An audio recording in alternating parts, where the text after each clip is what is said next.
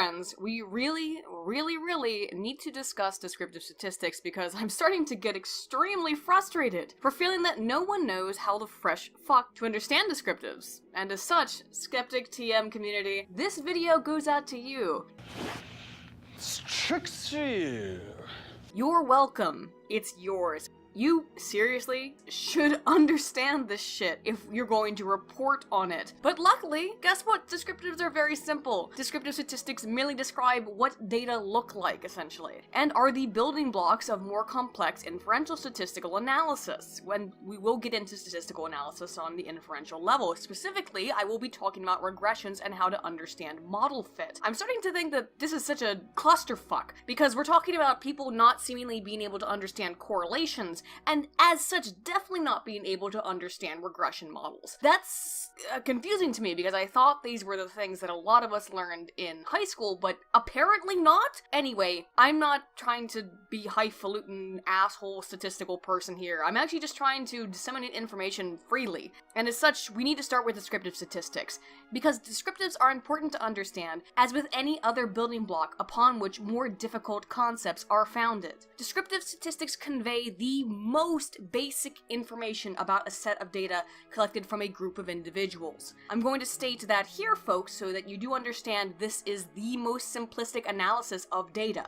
As such, if you ever see someone implying that these levels of data are somehow too complicated to get into detail with for the average viewer, because I'm seeing that, understand that descriptives are, without question, the most simplistic level of analysis. In other words, if someone is telling you that you can't understand the data that he or she is describing, well then here's your lesson. And afterwards, you should not only be able to understand and read these data, but also ask logical questions related to these basic terms, to pose questions and seek answers. I'm going to start with even basic statistics, and just wait and see how far I'm going to take this bullshit. I'm going to start here with the basics, because I will take it all the way up to ANOVAs and MANOVAs and that kind of shit. See, friends, I think that kind of terrifies some people who throw around meaningless terms and misinterpretations of data, which I'm seeing so commonly happening, because I don't think they know how to respond to this kind of shit. And that's kind of the reason I started my channel, is because I think that college is extremely overpriced and I don't think people should have to pay for it in the way that they do. As such, yeah,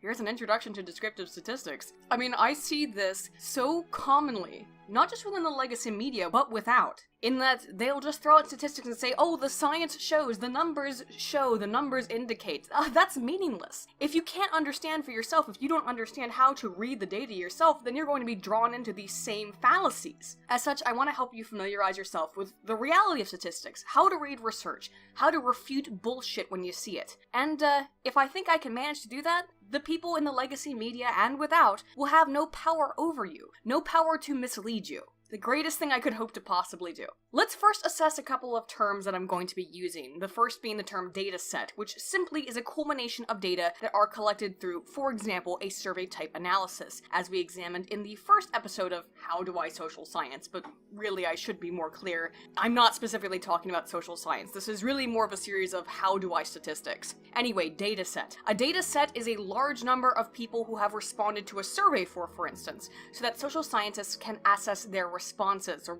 any kind of scientist, really. The number of cases in a dataset are represented by the symbol N. Much of what we talk about when we talk about descriptive statistics are the measures of central tendency, the mean, median, and mode that describe a single dataset. The arithmetic mean is the average in the set and is represented by the symbol X. Of descriptives, the mean is pretty much the most useful and most commonly reported on numeral, but also it is the most volatile, in that the mean is dependent on every single number in the dataset. Changing a single number in the set will change the mean. The median represents a numerical value in the dataset that is closest to the middle of the total group of numbers. That is, if I have between 1 and 100, 50 is the median. Finally, the mode is the numerical value that occurs most frequently. I would suppose that most of my viewers are familiar with these very elementary terms. Again, I think we mostly learn them in elementary school. However, I feel it is necessary to describe the basics of the basics to make sure that I'm not moving beyond what people are aware of. But now with that established, let's move beyond the comprehension of mean, median, and mode, as while these outputs can provide useful information about a data set, they alone are not enough to answer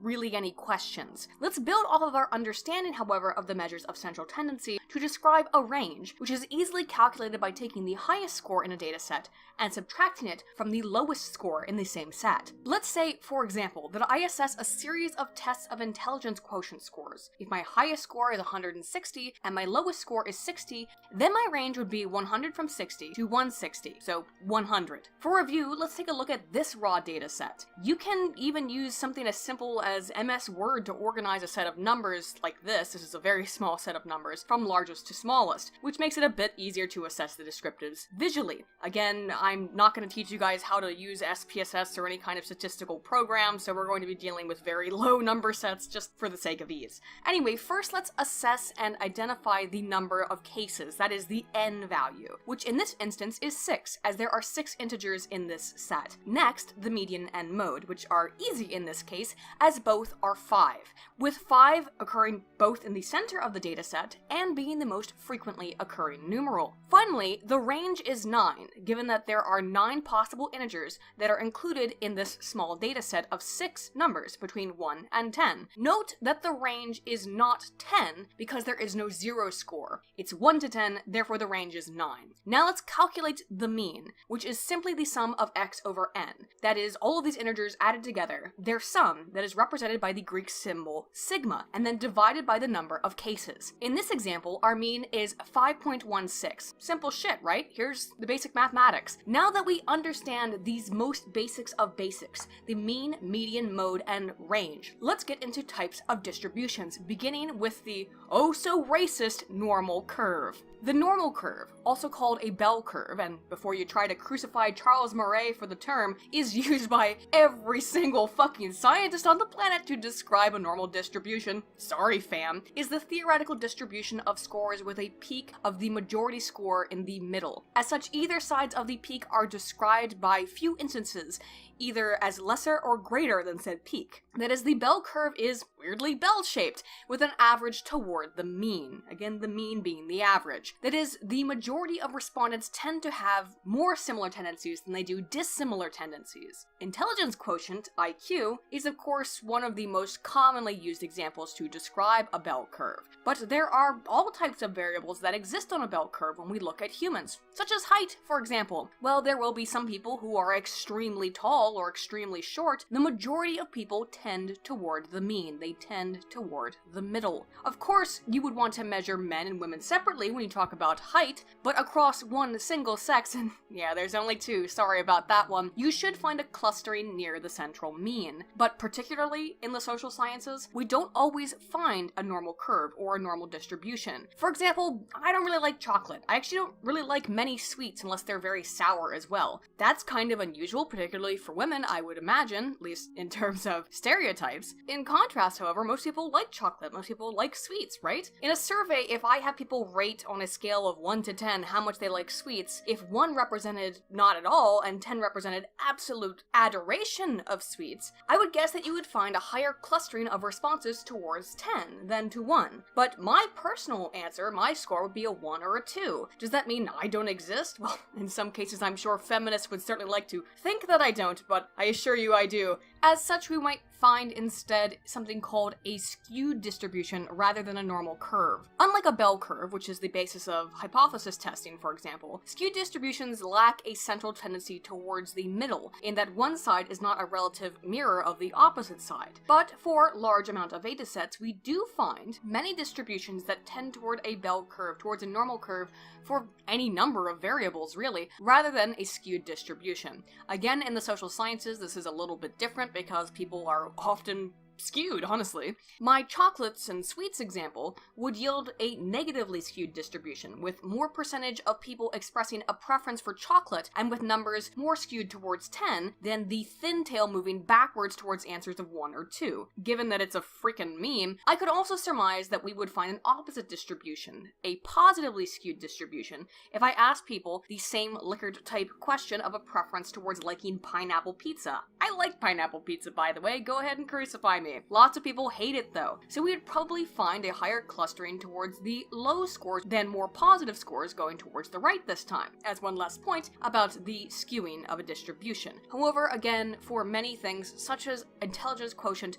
we do find that they lie upon a normal curve. Next, we need to go a little bit deeper, because I see a lot of misunderstanding here, and that is in the conception of what the fresh fuck a standard deviation is. In its most basic description, a standard deviation is an indication of the variability in a dataset. Standard deviation describes the extent in the variability from the mean of a dataset. For example, a normal distribution with low skew towards the center and a wider curve indicates a wider distance between deviations. For example, in terms of intelligence quotient, once again, women tend to have a thinner curve. More women tend toward the mean. It's more rare and it's less likely for women to have extremely high or extremely low IQs. Dissimilarly, men have a much wider curve in that there are more stupid men and there are also far more intelligent men. This just describes differences in the standard deviation. Let me explain. The total range of scores in a dataset are represented on the x-axis of a curve, that is the horizontal axis, while the frequency at which these scores occur are represented on the y-axis, the vertical axis. For a normal curve, for the theoretical normal curve, the mean difference between a standard deviation of -1 to +1 represents 68.26% of the numbers in the set. Again, this is the theoretical normal curve. Again, this is only the case in a completely normal distribution. So, why do we use the term normal curve? Why do we even give a shit about this? Well, simply put, because it's rather normal. Funny how terms of statistics tend to be somewhat straightforward, huh? Once again, analysis of many different types of variables indicates a tendency for values to aggregate near the mean, near the center, forming this iconic bell shape. Social scientists can use this normal tendency for values to gather around the mean as a method of testing inferential statistics to answer questions and draw conclusions about the relationships between numbers in a data set. In other words,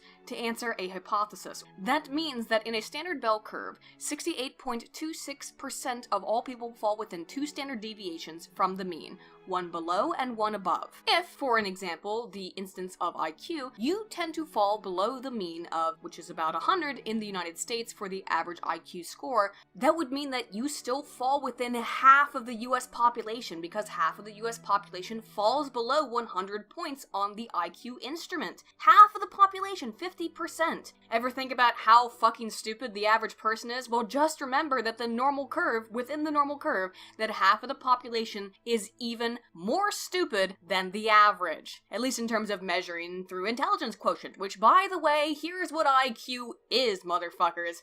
IQ is a measure of generalized intelligence. It is not a measure of all forms of intelligence, nor is it relegated to a single gene. IQ measures generalized intelligence. And what we find consistently with IQ is that it can be plugged into model fit, meaning that I can make predictives off of IQ. If you have a relatively high IQ, well, guess what? You are more likely, and it describes a certain amount of the variance in outcome, to be more successful in occupation and in education. That doesn't mean it's a determinant. It means that it explains a large amount of variance. I'm so tired of feeling like I have to explain this, because it should be obvious, but apparently it's not. God fucking damn it. Finding out you have a low IQ does not mean that you can't succeed. It doesn't mean you can't do great things. It doesn't even necessarily mean that you're not smart. It means that you don't meet some sort of criteria of what we call generalized intelligence. And while yes, there is definitively a racial component, a genetic, a hereditary component,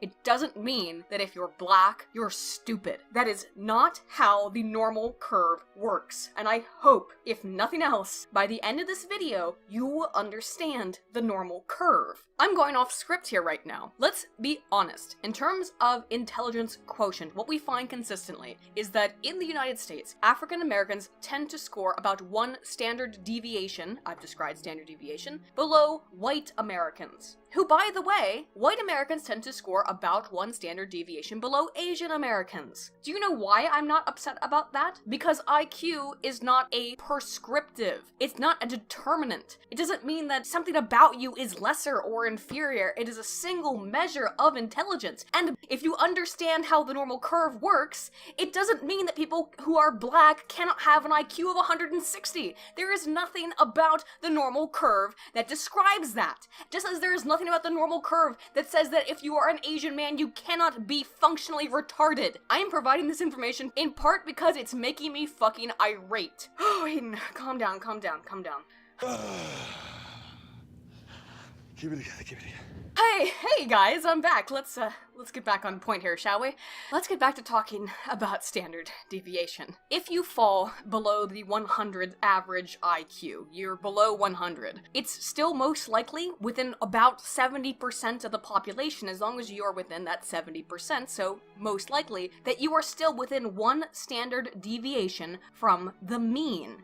You're still pretty close to the mean of IQ in the United States. In terms of the normal curve, one negative standard deviation from the mean of 100 ranges from 85 to 100, meaning that you would have to have an IQ of 85 or below to be outside of a standard deviation from the normative IQ distribution of the United States, as a disparate and as non-homogeneous of a nation as we are. Just as you would require an IQ of above 115 to be above one standard deviation from the mean. Again, this describes about 70% of the US population. Further, including a range of 4 standard deviations from the mean in the normal curve includes 95% of the population in IQ, with a range from 70 to 130. As we move more and more standard deviations away from the mean, the less and less population is accounted for in either direction. Expanding to 6 standard deviations, for example, now accounts for 99% of the population and includes an IQ range from 55 to 145. That last 1% of the population are those with IQ scores that fall either below 55 or above 145, and they are included within 8 standard deviations from the mean of 100. I must note one last time that IQ is but a single measure of generalized intelligence, and while it is associated with educational and occupational outcomes, it is not a determinant nor a limit of capacity for any individual to succeed in life. But there you have it. That's IQ. That's the normal curve distribution that everyone is telling you is so racist and terrible and awful and limiting. That's it. That's it. They're just averages. That's really all it is. And if it upsets you, I don't know what else I could say at this point that would make it not upsetting, because all I've described are statistics, although apparently that's very racist and sexist according to Google. God damn it. How does the biggest tech company on earth not understand basic statistics? Don't ask me, apparently, because I can't answer that one. Okay, Aiden, you gotta calm this shit down. Hey, I know what we'll do to calm me down, lower my blood pressure a little bit. Let's, for funsies, calculate standard deviation from the mean based on an example dataset I will provide, shall we? Just so any of you out there can understand how to calculate it if you want to, because, I don't know, you feel like spending an afternoon manually calculating a standard deviation for no reason other than I enjoy it.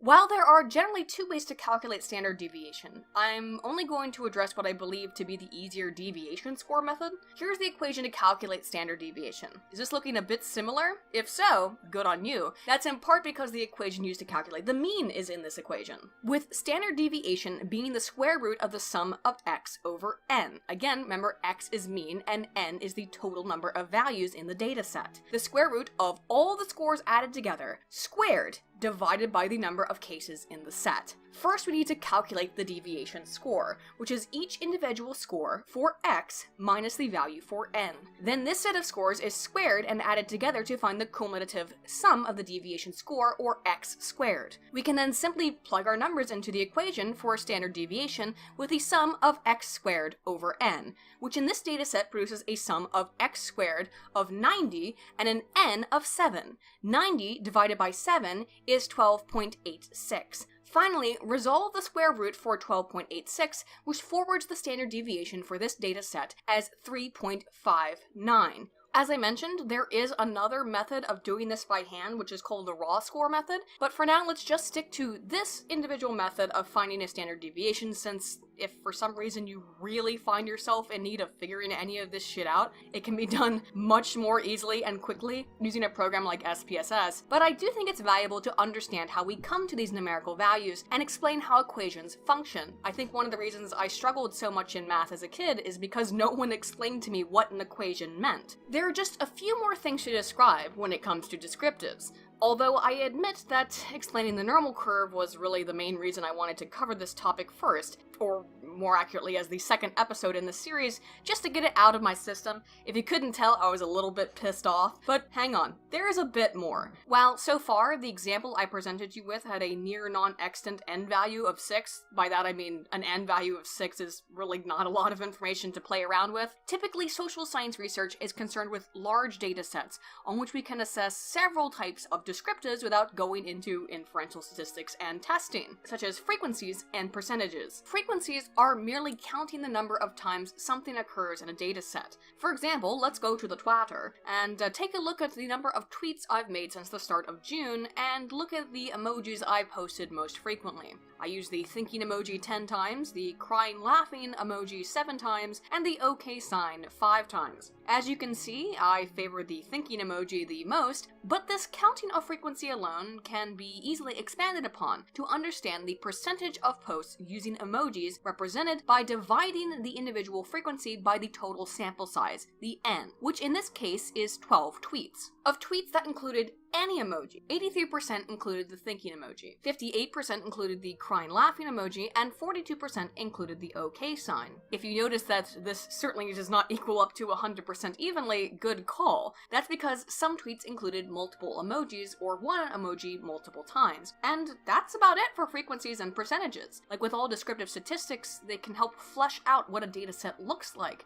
But they can't do much beyond that, beyond description, as the term descriptive statistics suggests. As such, in this case, you can see that I probably use that thinking emoji too fucking often. And that's about it for descriptive statistics. For some reason I'm not super clear on, Keaton, the book that I'm referring to in these videos that if you are really enjoying, perhaps you should consider picking up into looking into statistics and social science research. Keaton also covers significance levels and hypothesis testing in this chapter, so I will mention one last thing about significance briefly before I close by just describing what significance level is something I've described in various other videos, so maybe I should, go into some detail on it. This is all a significance level is. It merely indicates the probability that if I collected a data set again, I would generally find the same results. There are all kinds of reasons why we might find different results, from things as complex as the state of mind of an individual to something as seemingly innocuous and random as the time of day at which the data are collected, depending on the individual variable being assessed. Significance, which is also called the probability level, but most frequently referred to as an alpha level, which should not be confused with a Cronbach's alpha of internal consistency of instrumentation, merely indicates the likelihood that these data could be collected again in the same general manner. In social science research, typically an alpha level above 0.05, meaning that there is a probability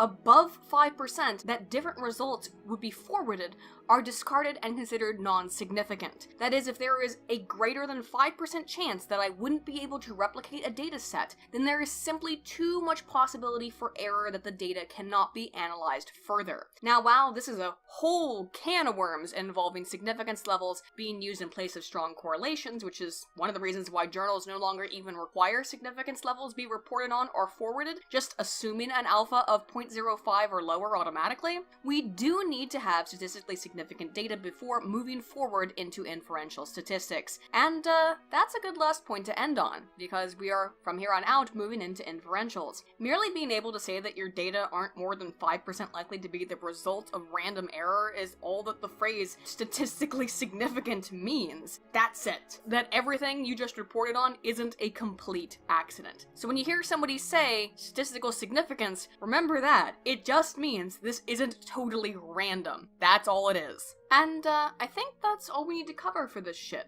And you know what? With that being taken care of, I think, my friends, that pretty much covers descriptive statistics, with a little bit of a helping of significance on the top. If you enjoyed this video, please be sure to like and subscribe. I'm Aydin Paladin, Altana Volt.